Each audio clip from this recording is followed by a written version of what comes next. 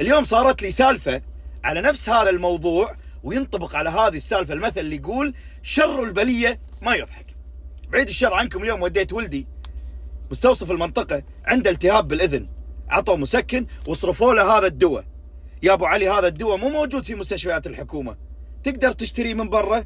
قلت ما يخالف، نمد ايد التعاون، روح نشتريه من برا. اضطريت على الصيدليات يقولوا لي هذا الدواء وكيل هذا الدواء يعطيه بس لمستشفيات الحكومة، ما يعطيه للخاص. شو تسوي يا ابو علي؟ شلون تتصرف؟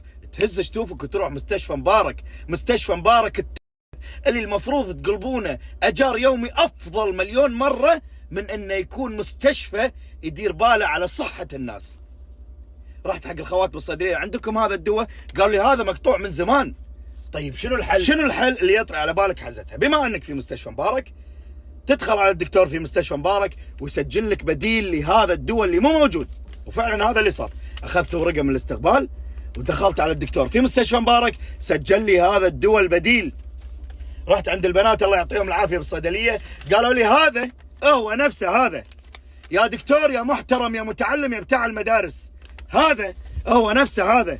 البني ادم لما يمرض ويدخل مستشفيات وزاره الصحه عشان يتعالج بالادويه، ما يروح شويخ ويشرب ايس يدلكم. اذا مو عارفين توفرون قطره لالتهاب الاذن، الله يعين مرضى القلب والسكر والضغط عليكم. والوزير ما نسمع منه، بس نشوف صوره وهو يضحك. اذا وزاره الصحه مو عارفه توفر ادويه فهي ما لها لازمه.